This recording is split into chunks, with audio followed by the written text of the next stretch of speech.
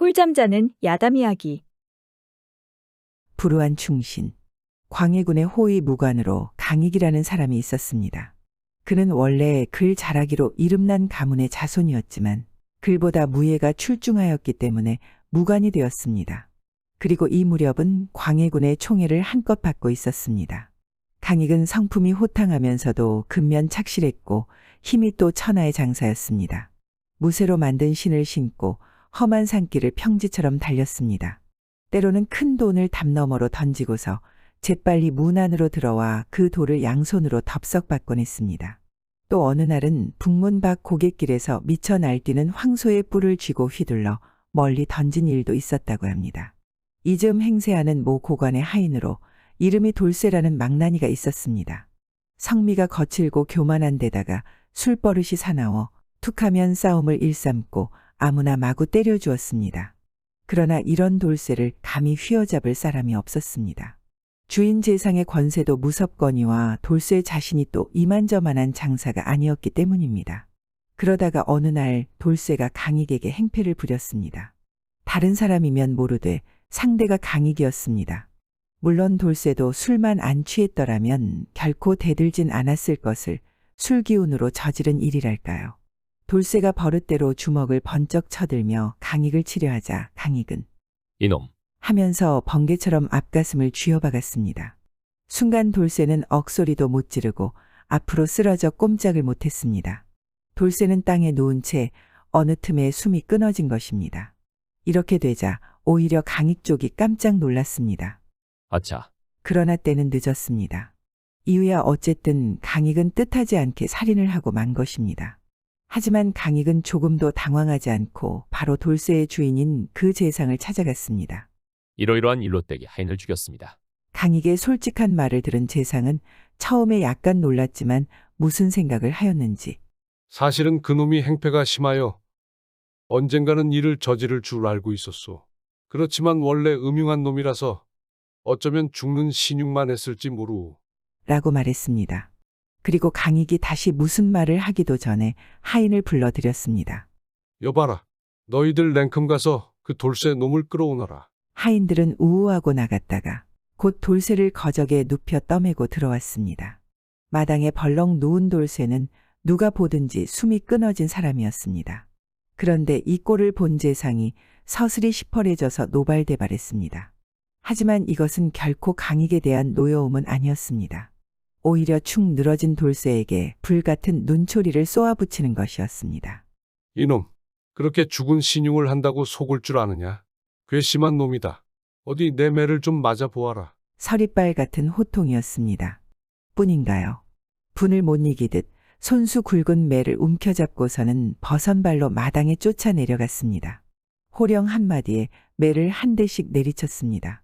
이미 죽었기에 망정이지 살아있었더라면 정말 펄펄 뛰며 소리를 질렀을 것입니다. 그래도 재상은 분에 겨워하며 때릴수록 매는 점점 더 세워져 갔습니다. 강익은 숫째 어리벙벙했습니다. 어떻게 보면 꼭 재상이 미친 것처럼 여겨지는 것입니다. 그런데 재상은 무려 100여 대나 때린 후에야 이놈, 잘 죽었다. 하더니 큰 한숨을 내쉬었습니다. 그리고 구경하던 하인들에게 너희도 눈으로 똑똑히 보았으렸다. 하고 또 한 번 호령하듯이 물었습니다. 무엇이 장차 어떻게 될지는 모르지만 본 것만은 사실이라 하인들은 입을 모아 예, 똑똑히 보았습니다. 하고 굽신거렸습니다. 돌쇠는 이제까지 남을 해쳐온 놈이다. 게다가 주인의 영을 어겼으니 벌을 받아 마땅하다. 너희도 앞으로 명심하여라. 하인들에게 다른 말이 있을 리 없습니다. 더구나 어떻게 된 셈인지 까닭을 아는 사람도 없었습니다. 그러나 이에 이르러 강익은 재상의 처사를 깨달을 수 있었습니다. 물론 그만큼 가슴 저리게 감격했습니다. 다시 방에 들어온 재상이 그대는 어찌 가지 않고 있었나? 내가 내 하인을 때려 죽이는 꼴이 그렇게도 보기 좋단 말인가? 하고 몹시 나무랐으므로 강익은 아무 말도 못하고 쫓기듯 돌아왔습니다. 그 후 강익은 그 재상에게 어떻게 보답했는지 기록이 없어 알 수 없습니다. 그리고 재상의 이름도 전해지지 않아 매우 안타까우나 어쨌든 강익의 솔직하고 호탕한 성격을 엿볼 수 있는 일임은 분명합니다. 광해군은 몹시 난폭한 임금이었습니다. 그렇지만 호위 군관 강익의 무용과 충성은 끔찍하게 사랑했는지 과분한 대우를 해주었습니다. 마음이 곱기만 한 강익은 그럴수록 있는 충성을 다하였고 또 언제까지나 그렇게 함으로써 은혜를 갚고자 결심하고 있었습니다. 광해군 11년에 금나라의 침략을 받았을 때 강익은 응원 부대를 이끌고 일선에 간 일이 있었습니다. 그러나 당시 총사령관인 강옥립 원수는 싸울 생각을 안 했습니다. 이것을 알자 강익은 여러 번 의견 충돌을 하다가 마침내 강옥립을 버리고 혼자 돌아왔습니다. 강옥립이 이렇게 비겁해서는 적의 침략을 막을 수 없을 뿐만 아니라 자칫 임금에게까지 큰 화가 미칠지 모른다고 생각한 것입니다. 이러한 행동으로 보아 강익은 나라 일보다도 오히려 광해군 개인에 대한 충성심이 컸다고 생각되어집니다. 어쨌든 강익과 같은 사람이 만약 어진 임금을 섬겼더라면 그야말로 후세의 길이 빛나는 큰 공을 세웠을 것입니다. 그러나 불행하게도 상대가 광해군이었습니다. 아무리 포악한 임금이지만 이미 후한 은혜를 입은 이상 죽음으로써 보답하지 않을 수 없다는 것이 한결같은 강익의 결심이었던 것입니다. 옛부터 충신은 두 임금을 섬기지 않는다는 말이 있습니다. 강익이 그 말을 마음속 굳게 간직한 것도 이해할 만한 일입니다. 그러나 사실 강익은 마음이 우울했습니다. 임금의 행실이 날로 거칠어가고 나라 안 형편이 엉망으로 되어가는데 도저히 말로써 고쳐질 임금이 아니었던 것입니다. 이를테면 멸망이 뻔한 임금에게 한사코 목숨을 바치자는 그런 고통스러운 마음이었습니다. 강익은 이 고통을 술로 씻고자 했습니다. 광해군 신변에 만약의 경우가 생길까 해서 칼을 차고 말을 대기시키고 밤잠도 잘 못 자는 처지였지만 또한 술 항아리도 항상 곁을 떠나지 않았습니다. 보다 못한 누님이 쓸데없는 죽음은 하지 말아라. 하며 눈물로 충고하였지만 그럴 때면 강익 역시 눈물을 흘리며 나는 이미 왕에게 목숨을 바친 몸입니다. 라고 되풀이해 말할 뿐이었습니다. 그러던 어느 날 누님은 강익이 술에 취하여 쓰러진 틈에 강익을 골방에 가두고 자물쇠로 채워버렸습니다. 강익은 거기서 세상 모르게 잠들어 있었습니다. 그런데 이날이 바로 인조반정의 날이었습니다. 그리고 강익이 난데없는 소리를 듣고 벌떡 일어난 때는 밤도 이미 깊었습니다. 아뿔싸, 기어코 일어났구나. 기겁을 한 강익은 문을 박차고 나왔습니다. 고함 소리가 천지를 진동하고 횃불이 나처럼 밝았습니다. 강익은 당황했습니다. 저녁 때 메어두었던 말은 안장도 없고 고삐도 벗겨져 있었습니다. 실은 누님이 동생을 위해 한 일이었습니다. 누님은 이런 일이 있을 줄 알고 술도 잔뜩 먹이고 말도 못하게 한 것입니다. 그러나 강익은 누님을 탓할 사이도 없었습니다. 할 수 없이 그대로 밖으로 뛰어나와 대궐 쪽을 향해 정신없이 달려갔습니다. 누님 집 골목 밖을 채 벗어나기도 전에 강익은 반정군 병사들에게 포위되고 말았습니다. 강익은 무의식 중에 허리에 큰 칼을 쑥 뽑으려 했습니다. 하지만 다음 순간 뜻밖의 일을 발견했습니다. 칼자루와 칼집이 굵은 끈으로 칭칭 동여져 있었던 것입니다. 이것도 물론 누님의 소행임이 분명했습니다. 아, 누님도 야속하오. 외치면서 강익은 있는 힘을 다하여 칼을 뽑았습니다. 그러자 이번에는 칼날이 없는 빈 자루만이 손에 잡혀 올라왔습니다. 강익은 눈앞이 아찔했습니다. 빈 칼자루를 내두르며 소리를 지르며 대궐로 향하여 뛰었습니다. 그 기세가 어찌나 무서웠던지 아무도 앞을 막지 못했습니다. 아니, 어쩌면 반정군 측에서는 강익의 인물됨이 아까워 일부러 죽이지 않았을지도 모릅니다. 그렇지만 강익은 마침내 대궐 문을 몸으로 떠밀고 들어가다가 그곳 반정군에게 목숨을 잃고 말았습니다. 일설에는 강익이 포로가 된 후 인조 임금에게 불손한 말을 하여 살해되었다는 말도 있습니다. 어쨌든 강익만한 인물이 하필이면 그릇된 임금을 섬겨 큰 일을 못하고 죽은 것은 참으로 아까운 일입니다. 토끼 귀신의 점괘. 무서운 이야기는 무서워서 좋고 실없는 이야기는 실없어서 좋고 이런 사람은 오늘 아주 수가 났습니다. 이제부터 무섭고도 실없는 얘기를 할 테니까 한번 들어보세요. 옛날에 포수가 한 사람 살았습니다. 총을 들고 돌아다니다가 하루는 어느 마을에 가보니 온 동네가 그냥 싸늘했습니다. 사람 사는 기척이 없었습니다. 사람은 없고 빈집만 수두룩하단 말이에요. 이 집 저 집 기웃거리다가 어느 기와집에 가니까 신이 한 켤레 있었습니다. 주인이소. 하니까 한 여자가 나오는데 하얀 소복쟁이였습니다. 식구 중에 누가 죽으면 소복을 하거든요. 웬 손님이요? 지나가는 기선인데 하룻밤 자고 갑시다. 그러니까 안 됩니다. 여기선 못 주무십니다. 이러네요. 왜 그럽니까? 이 동네 사람들이 밤마다 하나씩 죽어나가서 이제 나 하나 남았는데 오늘 밤엔 내 차례요. 손님도 여기 있다간 오늘 죽을지 내일 죽을지 모르니 그냥 가시오. 사연을 들어보니 달포 전부터 밤마다 시커먼 것이 새 놈이 나타나서 사람을 하나씩 잡아갔다고 그러거든요. 캄캄할 때 들이닥쳐서 냅다 잡아가는데 잡혀가는 사람은 소리도 한번 못 질러보고 그냥 사라졌다는 겁니다. 내가 보세요. 나한테 총이 있으니 한번 당해봅시다. 말리는 걸 부득부득 우겨서 그날 밤에 그 집에서 묵었습니다. 아니나 다를까 밤이 이슥해지니까 찬바람이 씩 불더니 불이 슥 꺼졌습니다. 촛불이고 등불이고 집안에 켜놓은 불은 죄다 꺼져버렸습니다. 그러니 온통 캄캄했습니다. 조금 있으니까 또 찬바람이 씩 불더니 밖에서 시커먼 것이 담을 넘어 들어왔습니다. 문틈으로 가만히 보니까 귀신인지 도깨비인지 모르겠는데 어마어마하게 큰 놈이 하나, 중간치가 하나, 작은 게 하나 이렇게 세 놈이었습니다. 마당을 가로질러 마루에 슥 올라서는데 요렇게 보니까 이것들이 다 귀신이었습니다. 그런데 사람 귀신이 아니고 짐승 귀신이었습니다. 어마어마하게 큰 것은 호랑이 귀신이고 중간치는 여우 귀신이고 작은 것은 토끼 귀신이었습니다. 새 놈이 방으로 쓱 들어서려다 말고 그중 작은 놈 토끼 귀신이 이거 아무래도 이상합니다. 점을 한번 쳐봐야겠습니다. 이러거든요. 호랑이 귀신이 그래라. 하니까 토끼 귀신이 점을 툭탁툭탁 쳐보더니 하는 말이 점괘가 좋지 않습니다. 아주 불길합니다. 이러네요. 못이 그렇게 불길하니? 나는 놀라서 죽을 운이고 여우 형님은 불에 타 죽을 운이고 호랑이 형님은 다리가 찢어져 죽을 운이요. 하니까 그 얼마나 재수 없는 소리겠어요. 호랑이 귀신이 그만 화가 나서 소리를 버럭 질렀습니다. 예끼 요망한 놈. 그따위 점괘가 어디 있느냐?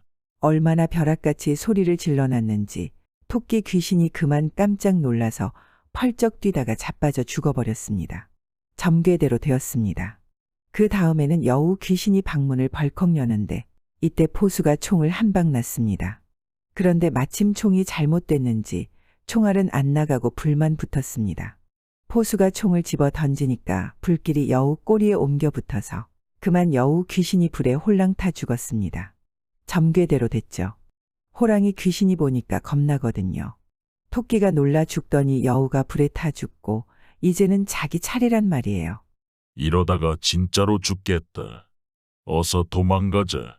하고 냅다 도망가다가 뒷다리가 대문 문고리에 딱 걸렸습니다.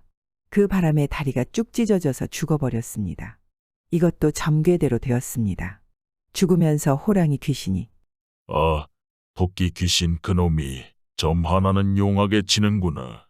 세 가지 점괘가 다 맞아떨어졌네. 하더라나요. 새 귀신이 다 죽으니까 잡혀갔던 사람들도 다 풀려나서 돌아오더랍니다. 그래서 모두 잘 살았더랍니다. 담령내기. 옛날 어느 시골 마을에서 있었던 일이었습니다. 머슴들끼리 밤중에 놀다가 담령내기가 붙었습니다. 누구든지 이 밤중에 고개 넘어 공동묘지까지 갔다 오면 술을 사달라는 대로 다 사주기로 하자. 달도 없는 캄캄한 밤인데 오죽 무섭겠나요. 모두들 몸을 사리는데 그중 담이 크다는 한 머슴이 나섰습니다. 내가 갔다 오지. 큰 소리를 치고 나가서 마을을 벗어나 고개 쪽으로 갔습니다. 막 고갯길로 접어드니까 저만치서 불이 반짝반짝하더래요. 가만히 보니까 등불이었습니다. 그런데 등불이 가만히 있지를 않고 꼬물꼬물 고개를 올라갔습니다. 걸음을 재촉해서 따라가 보니 웬 고운 처녀가 등불을 들고 고개를 올라가더랍니다. 웬 낭자가 이 밤중에 어딜 가오? 저는 고개 넘어 외딴 집에 사는데 외갓집에 갔다가 집으로 돌아가는 길입니다. 안 그래도 무서웠는데 잘 되었습니다. 저를 좀 바래다 주십시오. 그래서 그 처녀를 바래다 줬습니다. 고개를 넘어가니 아니나 달라 커다란 기와집이 한 채 있더랍니다. 그런데 집에 들어가 보니 식구들이 죄다 죽어 있었습니다. 애구머니, 이게 웬일이야? 어머니, 아버지, 오라버니 모두 죽었네. 슬피 우는 처녀를 두고 갈 수 없어서 처녀를 도와 식구들 장사를 치러줬습니다. 장사를 다 치르고 나니 처녀가 하는 말이 이제 이 큰 집에 저 혼자 남았으니 어찌합니까? 만약 저와 혼인하신다면 이 집에 있는 재물을 다 지킬 수 있을 텐데요. 이러더랍니다. 그래서 그 처녀와 혼인을 했습니다. 대례를 치르고 그날부터 그 집 바깥 주인이 됐습니다. 고래등 같은 기와집에 곳간마다 곡식이며 세간이 꽉꽉 들어차 있으니 좀 좋아요. 이제 큰 집 주인이 됐으니 글 공부도 좀 해야겠다 싶어서 책을 펴놓고 글도 읽었습니다. 아주 팔자가 활짝 폈습니다. 이때 마을에서는 다른 머슴들이 밤새도록 기다려도 공동묘지에 갔던 사람이 안 오거든요. 그래 날이 밝는 대로 때를 지어 찾아 나섰습니다. 고개를 넘어 공동묘지에 가보니 글쎄 거기에 어쩌녁에 갔던 사람이 있지 뭐예요. 남의 무덤 앞에 떡하니 앉아서 땅바닥에 가랑잎을 늘어놓고 그걸 들여다보며 하늘천 따지. 하고 있더라나요. 이 사람아, 여기서 뭘 하나? 하니까 나야 글 읽고 있지. 하더래요. 그래서 뺨을 철썩철썩 몇 대 때렸더니 정신을 차리더래요. 어쨌거나 내기에는 이겼으니 술은 사달라는 대로 사줬는데 그러고 나서 얼마 못 가서 그만 죽더랍니다. 버리덕이 이야기. 옛날 오랜 옛날 호랑이 담배 피우고 까맣같이 말할 적에 어떤 고을 장자집에서 첫 딸을 낳았습니다. 첫 딸은 복덩이 딸이라고 앞산에다 집을 지어 갖은 살림 차려놓고 유모를 정해두고 잘 키웠습니다. 그 이듬해 또 딸을 낳았는데 둘째 딸은 살림 미천이라고 뒷산에다 집을 지어 갖은 살림 차려놓고 유모를 정해두고 잘 키웠습니다. 그 이듬해 또 딸을 낳았는데 셋째 딸은 노리개 딸이라고 동산에다 집을 지어 갖은 살림 차려놓고 유모를 정해두고 잘 키웠습니다. 그 이듬해에는 아들 낳기를 바랐는데 또 딸을 낳았습니다. 넷째 딸은 양념딸이라고 서산에다 집을 지어 갖은 살림 차려놓고 유모를 정해두고 잘 키웠습니다. 그 이듬해 딸을 넷이나 낳았으니 이번에 아들이겠지 믿었는데 낳고 보니 또 딸이었습니다. 다섯째 딸은 덤으로 얻은 딸이라고 남산에다 집을 지어 갖은 살림 차려놓고 유모를 정해두고 잘 키웠습니다. 그 이듬해 또 태기가 있어 부인이 생각하기를 남이 아기 낳을 적에 나도 낳고 내가 아기 낳을 적에 남도 낳는데 무슨 일로 또 딸을 낳겠나. 이번에야 틀림없는 아들일 테지 하고 낳아보니 또 딸이었습니다. 섭섭하지만 여섯째 딸이라고 푸대접을 할 소냐. 북산에다 집을 지어 갖은 살림 차려놓고 유모를 정해두고 잘 키웠습니다. 딸을 내리 여섯 낳고 나니 조상 벨라치 없었습니다. 딸 자식이나 아들 자식이나 똑같은 자식이건만 옛날에는 무슨 놈의 고약한 법이 아들만 자식이고 아들 못 낳으면 칠거지악이라니 부인이 시름에 잠겨 짖느니 눈물이어 나오느니 한숨이지요. 그러던 중에 뒷산절에서 스님이 동량을 얻으러 왔습니다. 동량을 얻으러 와서 부인이 근심에 잠겨 있는 걸 보고 왜 그러느냐고 물었습니다. 딸 여섯을 낳을 동안 아들 하나 못 얻어서 그러노라니까. 저희 절에 칠성당 짓고 석 달 열흘 공을 들이면 틀림없이 생나마리라 했습니다. 부인이 남편과 의논하여 뒷산절에 칠성당을 짓고 목욕 체계하고 석 달 열흘 공을 들였습니다. 공을 다 들이자 그날 밤 꿈에 청룡왕룡이 나타나 흰 구슬을 입에 넣어주고 갔습니다. 꿈을 깨어 남편에게 꿈 이야기를 하니 남편 또한 같은 꿈을 꾸었다면서 좋아했습니다. 고태기가 있어 부인이 이번에는 아들 낳는다고 온갖 정성을 다 들였습니다. 고운 비단 떠다가 술을 놓는데 앞쪽에는 학을 놓고 뒤쪽에는 봉을 놓고 내 귀를 매와 난초 국화대로 치장하여 아기 포대기를 만들었습니다.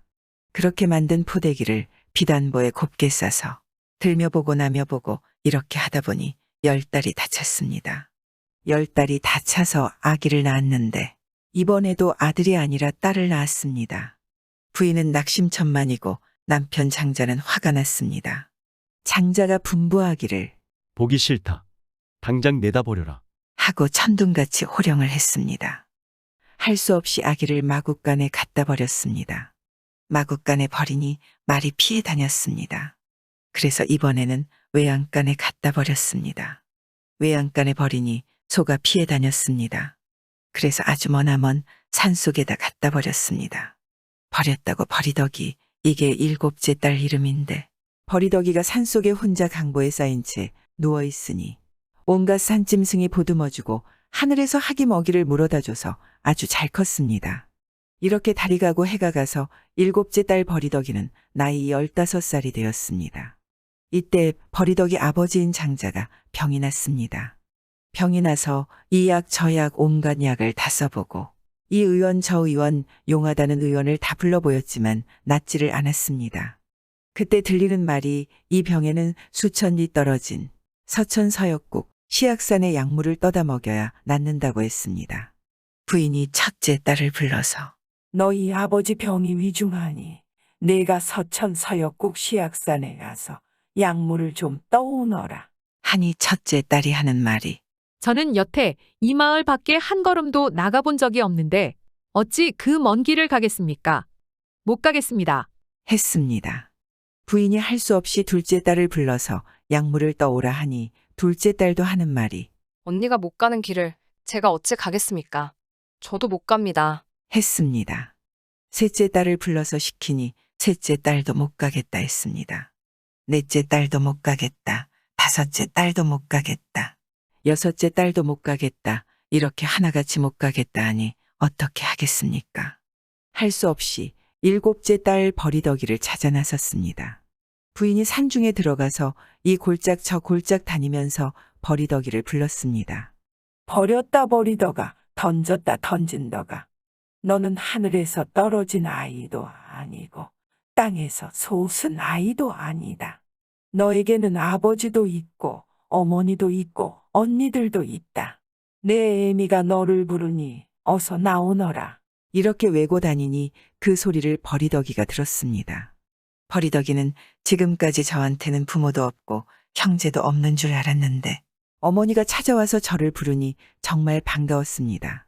얼른 달려와서 어머니를 얼싸안고 눈물을 흘렸습니다. 어머니는 버리덕이를 집으로 데리고 와서 사정 이야기를 했습니다.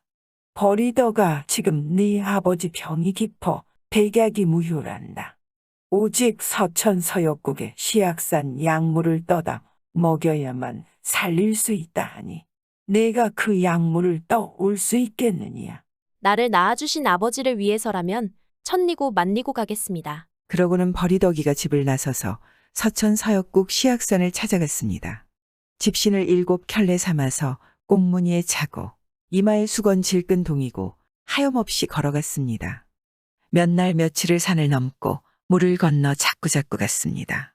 가다 보니 너른 들판에 한 노인이 소의 쟁기를 지워 밭을 갈고 있었습니다. 밭 가는 저 할아버지, 서천서역국 시약산은 어디로 가나요? 어허, 내가 7살 때부터 80이 넘도록 이 들에서 밭을 갈아도 서천서역국 찾는 사람 없더니 너는 어인일로 찾느냐? 아버지 병 고칠 약물 찾으러 갑니다. 이 밭을 다 갈아주면 가르쳐주지. 그래서 버리덕이가 쟁기를 잡고 소 고삐를 잡고 이랴이랴 소를 모니 소가 훨훨 나는 듯이 밭을 가는데 눈 한 번 감았다 뜨면 이 골 갈고 또 한 번 감았다 뜨면 저 골 갈고 잠깐 동안에 그 넓은 밭을 다 갈았습니다.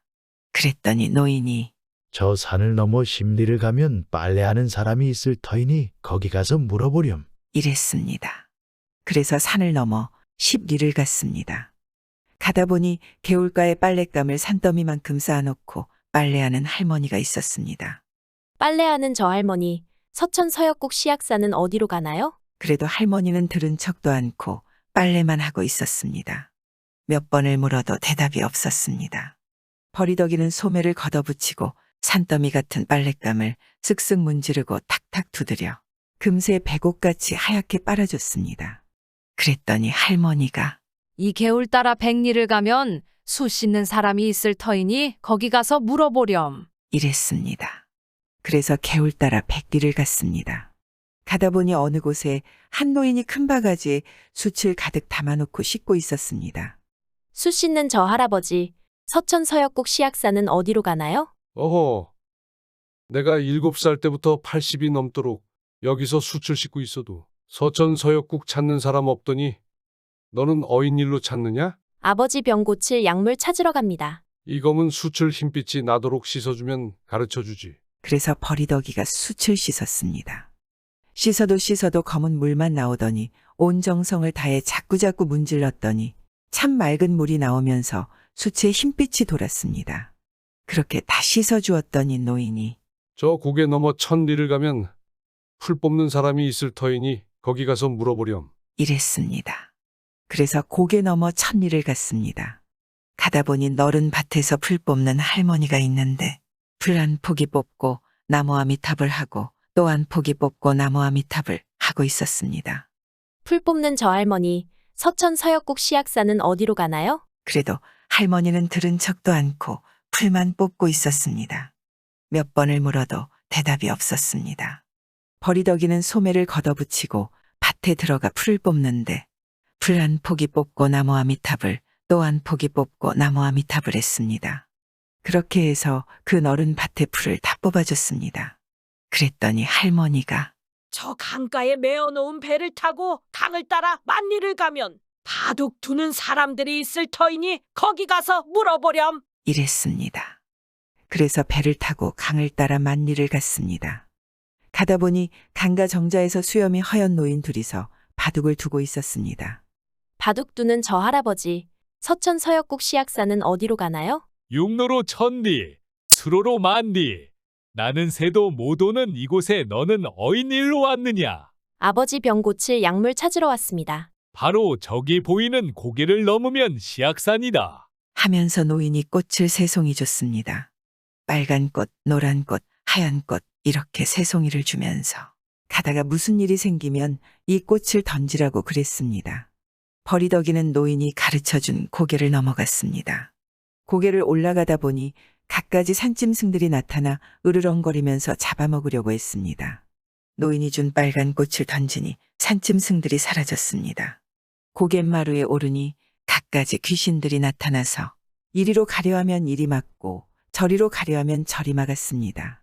그래서 노란 꽃을 던졌더니 귀신들이 사라졌습니다. 고개를 내려가다 보니 길이 열 자나되는 구렁이가 나타나 혀를 날름거리면서 덤벼들었습니다. 그래서 하얀 꽃을 던졌더니 구렁이가 사라졌습니다. 고개를 다 내려가니 큰 산이 앞을 가로막는데 온 산에 향기가 은은하고 기와요추가 가득했습니다. 산에 막 들어서려니까 웬 총각이 길을 지키고 서 있는데 낯은 얼겁고 등은 구분되다 바른 곰배팔이었습니다. 길 지키는 저 총각님, 시약산 약물은 어디 있나요? 여기가 시약산인데 약물은 왜 찾소? 아버지 병이 위중한데 이 산 약물을 먹이면 낫는다 하여 여기까지 왔습니다. 내가 그 약물을 지키는 사람인데 약물 값은 가져왔소. 먼 길을 급히 오느라고 미처 챙기지 못했습니다. 그러면 나와 혼인하여 아들 삼형제를 낳아주면 약물을 주리다. 버리더기는 아버지 병을 고칠 일념으로 그 얼고 굽은 곰배팔이 총각과 혼인하여 살기로 했습니다. 그리고 3년 동안 같이 살면서 아들 삼형제를 낳았습니다. 아들 삼형제를 낳으니 남편이 버리더기를 데리고 약물이 나는 곳으로 가는데 가다 보니 길가에 피처럼 새빨간 꽃이 피어 있었습니다. 이게 무슨 꽃이냐고 물으니 죽은 사람 피를 살리는 피사리꽃이라고 그랬습니다. 그 꽃을 한 송이 꺾어 가졌습니다. 또 가다 보니 살처럼 노란 꽃이 피어 있었습니다. 이건 무슨 꽃이냐고 물으니 죽은 사람 살을 살리는 살사리꽃이라고 그랬습니다. 그 꽃도 한 송이 꺾어 가졌습니다.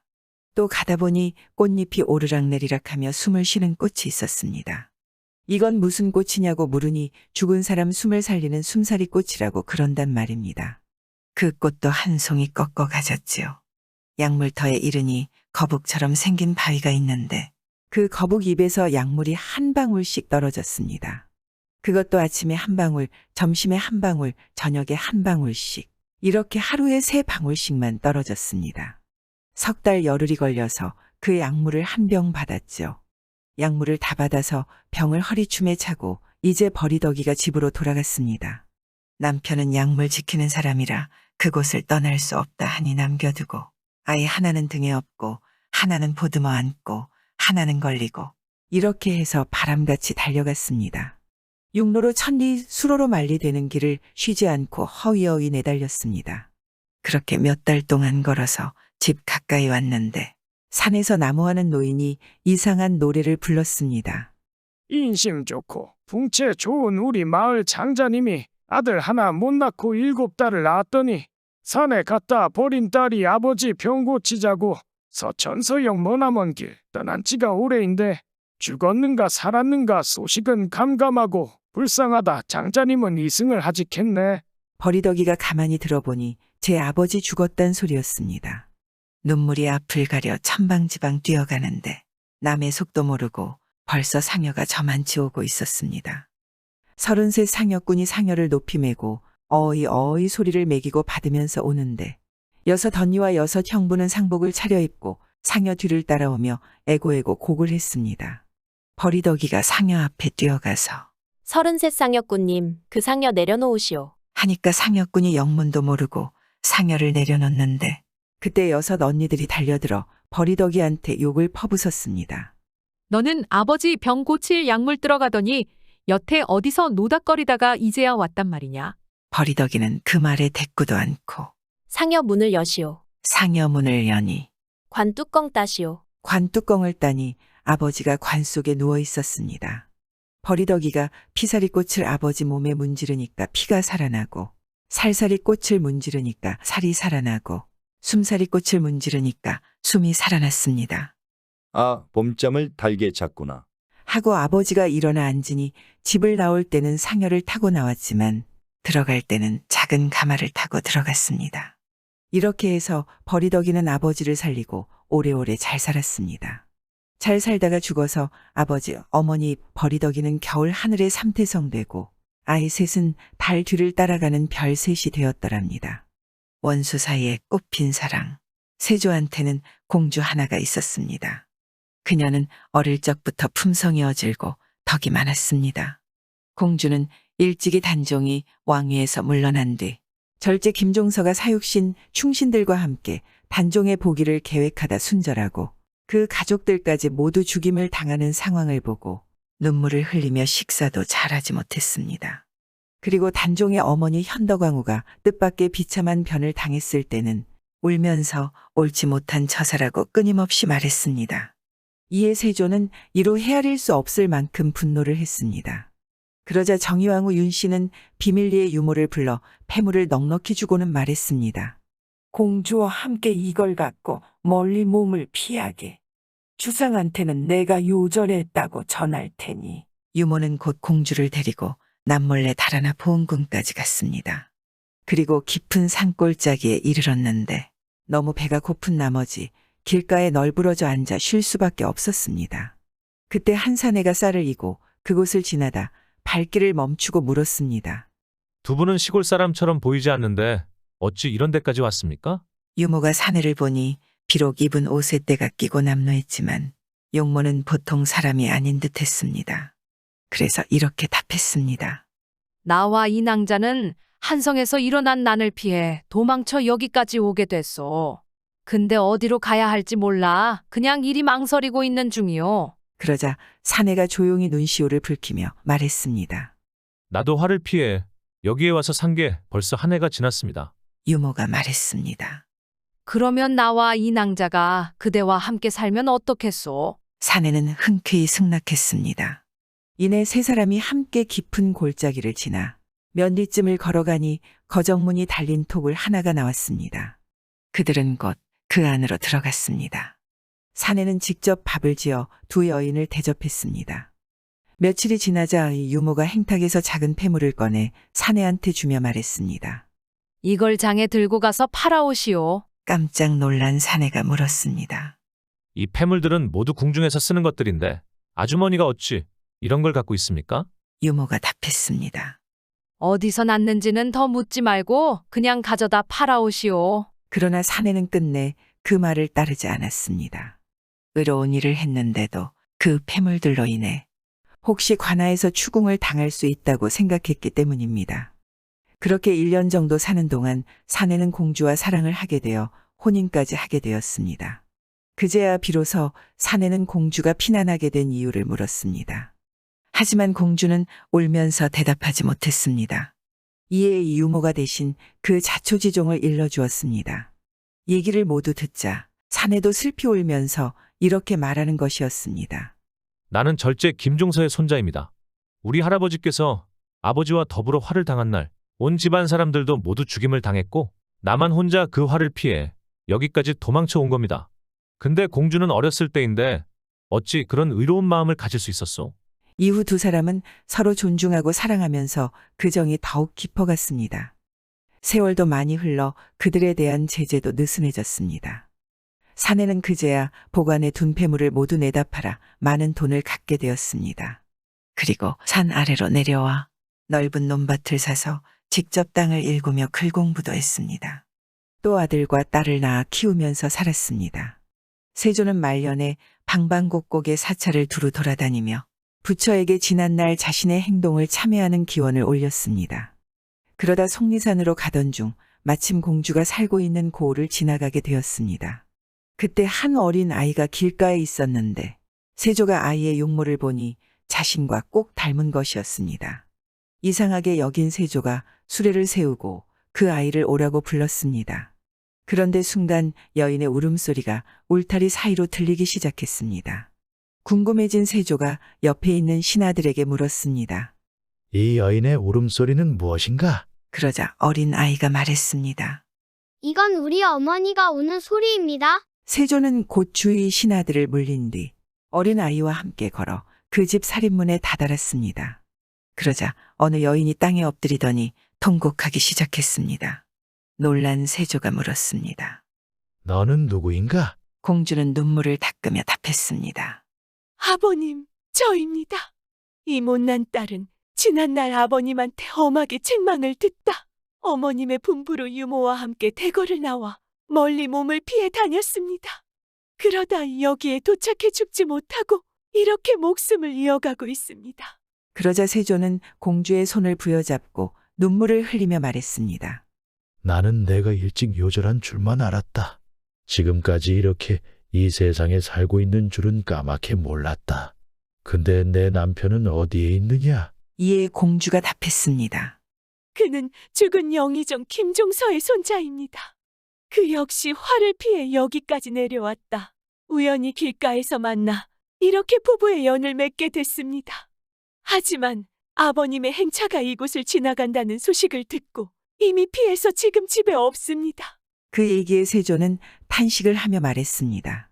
김종서한테 무슨 죄가 있겠느냐? 내일은 꼭 돌아오라고 해라. 가마와 말을 보낼 테니 나와 함께 한성의 대궐로 돌아가자구나.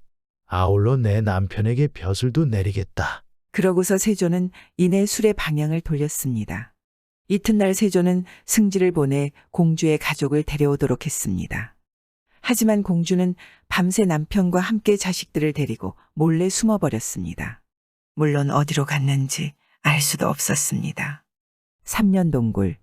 옛날 어느 강가 마을에 한 사람이 살았는데 이 사람은 날마다 강에 가서 낚시질을 해서 먹고 살았습니다.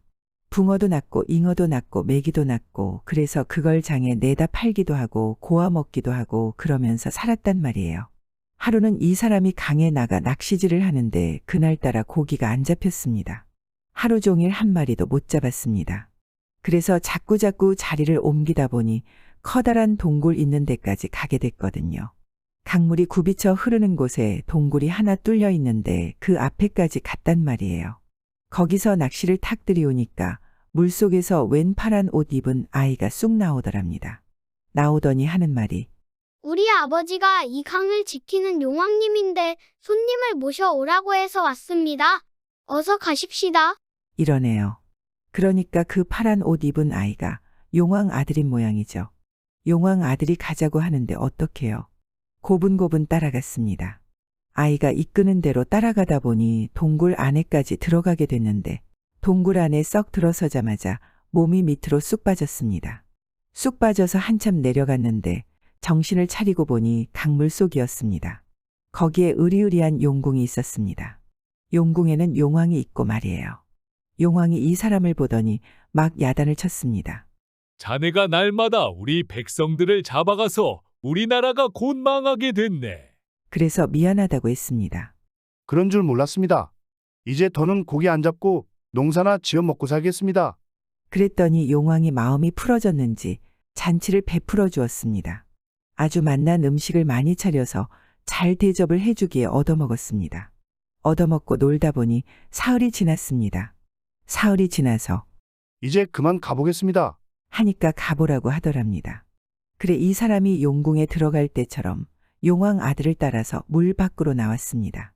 나와서 집에 가보니 그새 식구들이 자기 장사를 치르고 3년상까지 마쳤더랍니다.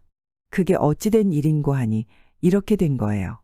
집에서는 이 사람이 물에 빠져 죽은 줄만 알고 장사를 치렀는데 용궁에서 사흘이 바깥 세상에서는 3년이어서 그새 3년이 흘러간 것입니다. 그러니까 3년상까지 마친 거죠. 죽어서 3년상까지 지낸 사람이 불쑥 나타나니까 식구들이 놀라 자빠졌습니다. 그래서 이 사람은 한 번 죽었다가 산 사람이 됐는데 그래서인지 참 오래도록 살았습니다. 100살하고도 99살을 더 살았답니다. 사명당과 불상족자. 조선 선조임금 시절에 어느 해던가 사명당 유정이 한 늙은 중을 데리고 경상도 팔공산 동화사에 찾아들었습니다. 원래 사명당은 해인사 8만 대장경을 인쇄하여 그 절 무열전이라는 법당에 두게 되었습니다. 그리고 이번에는 두 번째 일로 큰 비단폭에다 훌륭한 불상을 그리기로 한 것입니다. 그런데 이 늙은 중의 요구가 보통이 아니었습니다. 불상 그림은 90일 안에 그리겠어. 그러나 불전 안에 숨어서 그려야 하니 틈이란 틈은 모두 발라 막아서 아무도 엿보지 못하도록 해주어. 그리고 하루 한 번씩 밥을 들여미는 구멍을 만들되 이때도 역시 절대로 안을 들여다보지 말게 해야 돼요. 사명당은 이 요구를 쾌히 승낙했습니다. 그리고 중에 말대로 엄하게 단속하여 아무도 영을 어기지 못하도록 했습니다. 이런 일이 있은 지 얼마 안 돼요. 갑자기 임진왜란이 일어나 사명당은 손수 승병을 이끌고 외적과 싸우러 가게 되었습니다. 따라서 불당을 감시하는 일은 다른 중에게 맡길 수밖에 없었습니다. 내가 없는 동안에도 절대로 그 불전 안을 엿보지 않게 하오. 하고 사명당은 신신당부했습니다. 이 말을 다른 중도 어기지 못했는지 그 후도 늙은 중이 불상을 그리는 동안 아무 탈은 없었습니다. 그런데 그림을 그리기 시작한 지 꼭 89일째 되는 날, 그러니까 내일이면 기한이 차는 날 그만 큰 병괴가 생기고 말았습니다. 어느 어리석은 중이 밥을 날라왔다가 이제 하루밖에 남지 않았으니 아마 거의 다 되었을 게다. 하면서 불전 안을 가만히 들여다 보았던 것입니다. 그러자 갑자기 늙은 중이 붓과 물감 그릇을 팽개치면서 벌떡 일어섰습니다. 아깝구나. 10년 공이 하루아침에 무너졌다. 하더니 곧이어 잠겼던 문을 박차듯이 열고 나왔습니다. 그런 후 또 한 번 큰 시름을 하다가 이번에는 어디론지 모습을 감추어 버렸습니다. 당장에 큰 소란이 일어났습니다. 그리고 모두들 불전 문을 열고 우르르 들어가서 보니까 이때 벌써 훌륭하게 그려진 불상은 한쪽 발목 아래가 덜 그려진 채 펼쳐져 있었습니다. 그 후 이 불상의 발은 다른 화공에 의하여 채워 그려지고 그런대로 더없이 존귀한 불상족자로서 동화사 불당에 걸어놓게 되었습니다. 이후 얼마 안 되어 외적들은 동화사를 불사르고 하필이면 그 불상족자를 저희 나라까지 가지고 달아났습니다. 말하자면 나라의 귀중한 보배를 외적에게 도둑맞은 것입니다.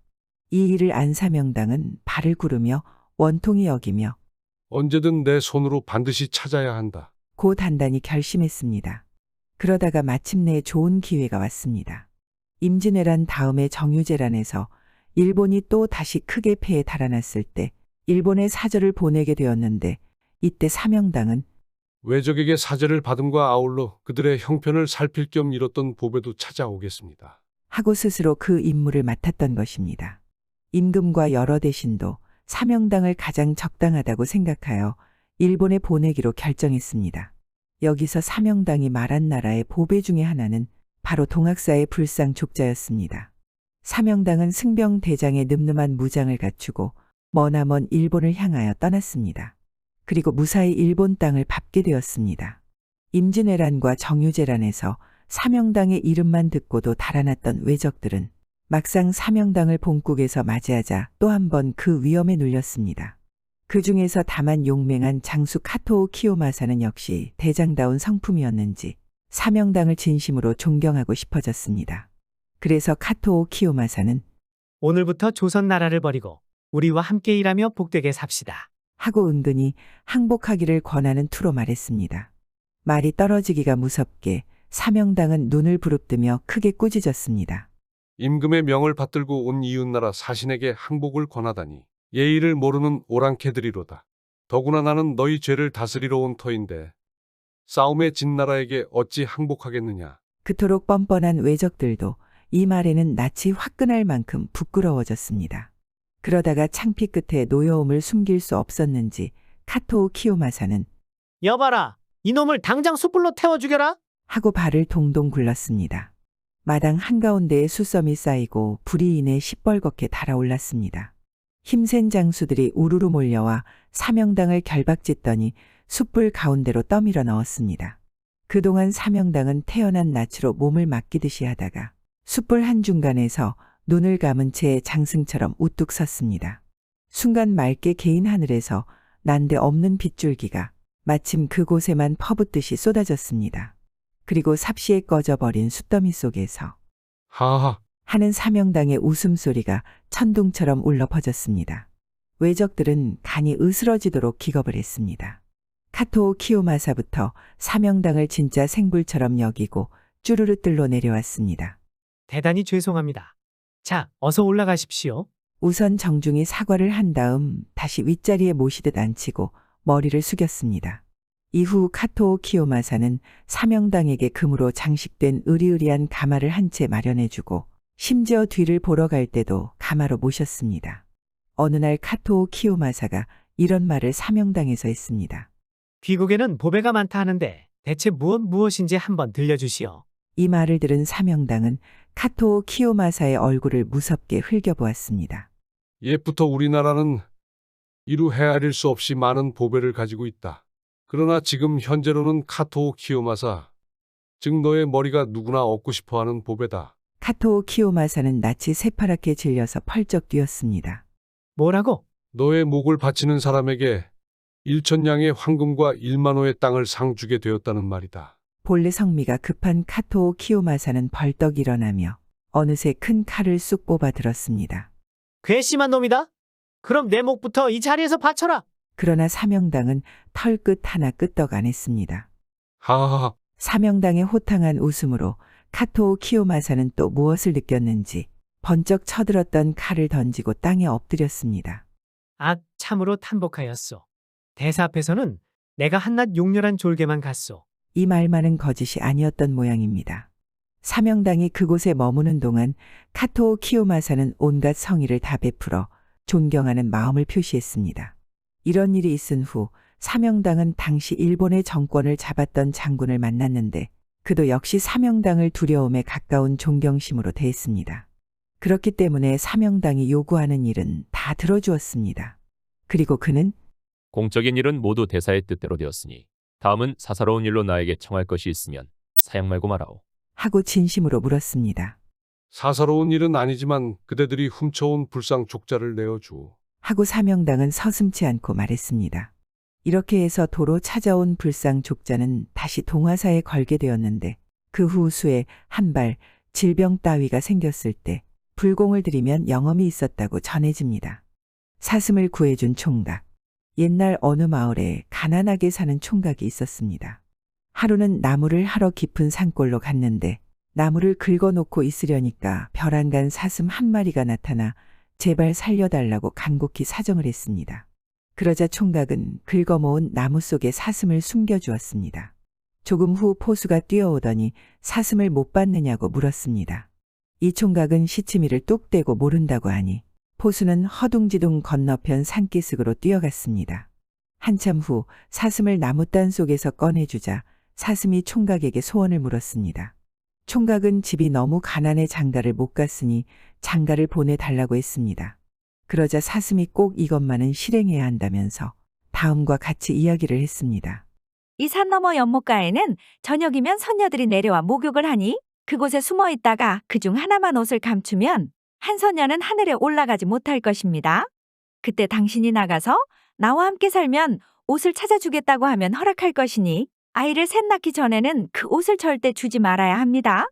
말을 마친 사슴은 어디론가 사라졌습니다. 과연 이튿날 저녁에 연못가에 숨어 있으니 선녀들이 내려와 목욕을 시작했습니다. 그러는 사이 나무꾼은 몰래 한 선녀의 옷을 숨겼습니다. 한참 후에 다른 선녀들은 모두 하늘로 올라가는데 한 선녀만이 남아 울고 있었습니다.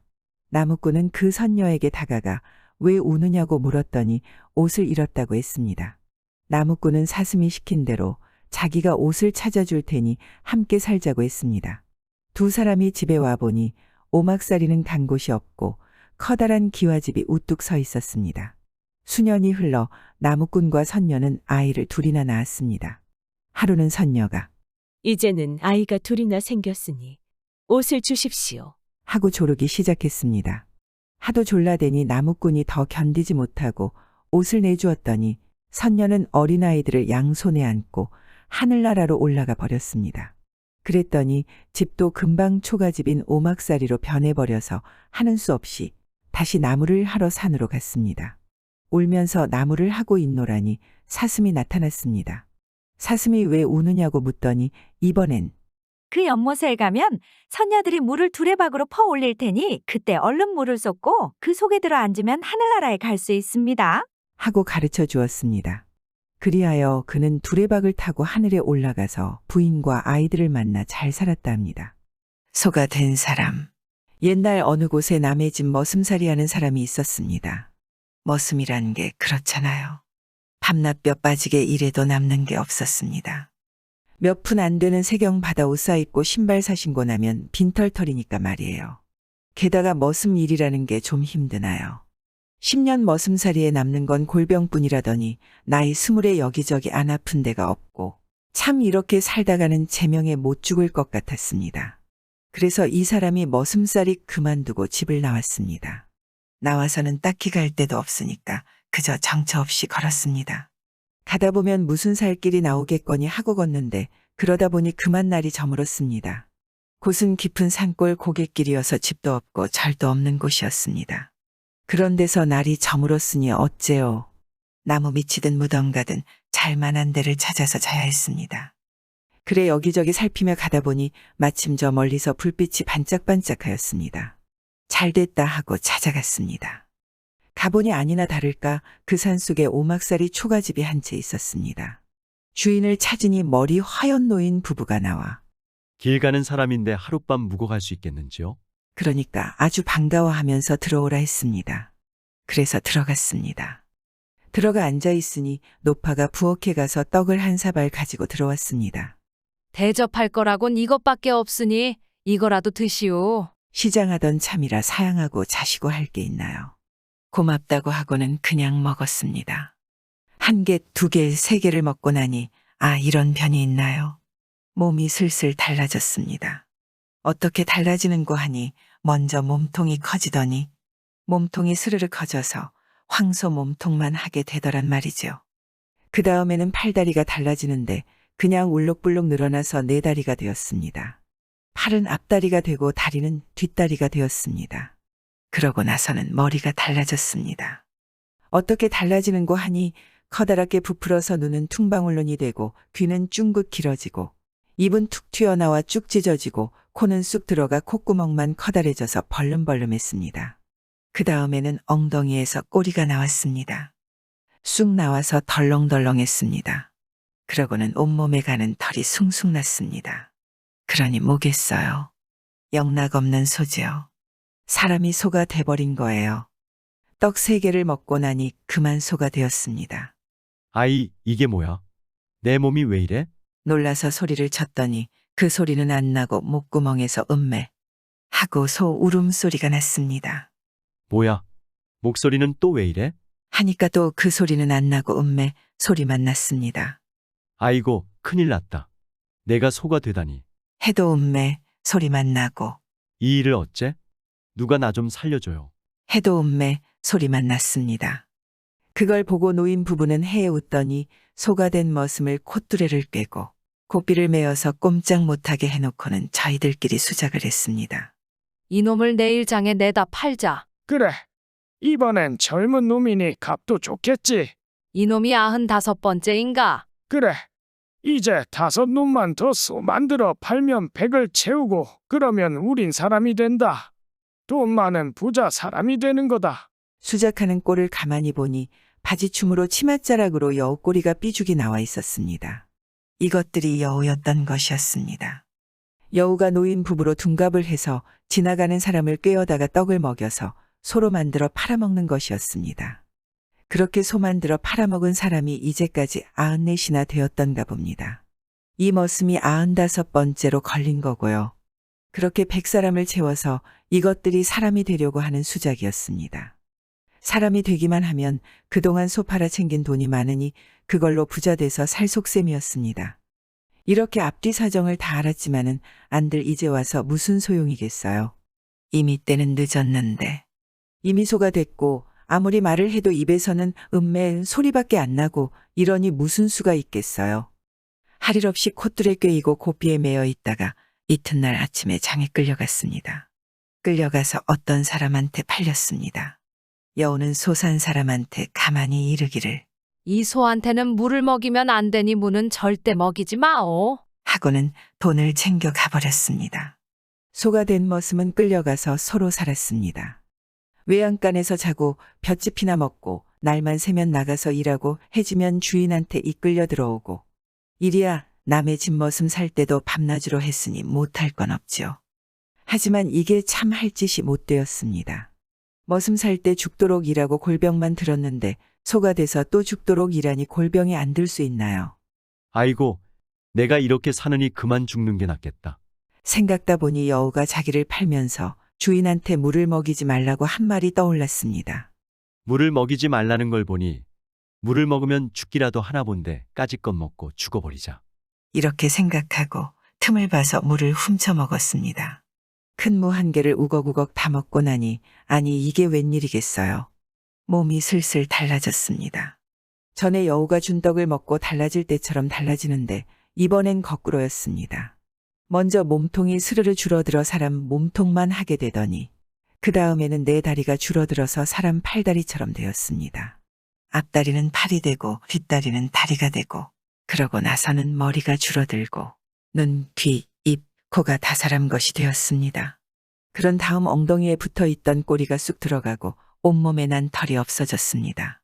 그러고 나니 사람이 되었습니다. 도로 멀쩡한 사람이 됐단 말이에요. 물을 먹으면 도로 사람 된다고 그래서 여우가 못 먹게 했나 봅니다. 어쨌든 다시 사람이 됐으니 무슨 걱정이겠어요. 주인한테 사연을 얘기하고 그 길로 그 집을 나왔습니다. 나와서 또 정처 없이 걸어가는데 가면서 생각해보니 그놈의 여우가 참 괘씸했습니다. 아 멀쩡한 사람을 소로 만들어 팔아먹다니 아무리 여우라도 참 못됐잖아요. 그런 여우가 사람이 되면 어떻겠어요. 온갖 못된 짓은 다 하고 자빠질 것 아니겠어요. 게다가 소 판 돈으로 부자 되어 살 텐데 못된 놈이 부자 되면 가난한 사람을 얼마나 괴롭히겠어요. 안 되겠다고 생각하고 아무래도 내가 안갚음을 좀 해줘야겠다고 그 길로 그 고개를 찾아갔습니다. 찾아가 보니 아닌 게 아니라 여우가 여태 그 집에 있었습니다. 노인 부부로 둔갑한 여우 말이에요. 이따가 이 사람이 찾아가니까 또 반겨 맞아들였습니다. 그러고는 또 떡을 내놓으면서 먹으랍니다. 이 사람이 떡을 받아서 먹는 체하고는 안 먹었습니다. 입에 넣고만 있다가 틈을 봐서 꺼내어 삿자리 밑에 넣어놨습니다. 1개, 2개, 3개를 다 그렇게 했습니다. 그러고 나서 태연하게 가만히 앉아 있으니 이놈의 여우들이 밖에 나가서 저희들끼리 수군수군 수작을 했습니다. 이상하다. 왜 떡을 3개나 먹고도 소가 안 되지? 그러게. 저놈만 소로 만들어 팔면 이제 100을 채우는데. 들어보니 그새 4사람을 더 소로 만들어 팔아먹었나 봅니다. 그래서 99이 된 게죠. 이 사람만 소로 만들면 이제 100을 채운다는 얘기였습니다. 내가 떡을 잘못 만든 것 아니야? 내가 떡을 잘못 찐 것 아냐? 저희들끼리 옥신각신하더니 우리가 한번 먹어보는 수밖에 없다. 하고는 떡을 먹었습니다. 여우 둘이서 떡을 1개, 2개, 3개 먹으니까 일났습니다. 소가 돼버렸습니다. 여우가 소가 됐단 말입니다. 소 되는 떡을 먹었으니 소가 안 되고 어쩔 거예요. 소가 된 여우를 이 사람이 얼른 달려들어 콧뚜레를 꿰고 고삐를 메어서 날이 박는 대로 장에 갖다 팔았습니다. 2마리 다 팔아 돈도 두둑이 챙겼습니다. 이렇게 보기 좋게 안갚음을 했는데 그러고 나니 여기저기서 소되었던 사람들이 다 도로 사람으로 돌아오더랍니다. 여우한테 홀려서 소가 되어 팔려간 99사람들이 모두 다시 사람 모습을 되찾았습니다. 그래서 다들 잘 살았답니다. 소가 된 여우는 아직도 어디선가 소가 되어 일하고 있을지 모르죠. 구독과 좋아요, 알람 설정 부탁드리옵니다.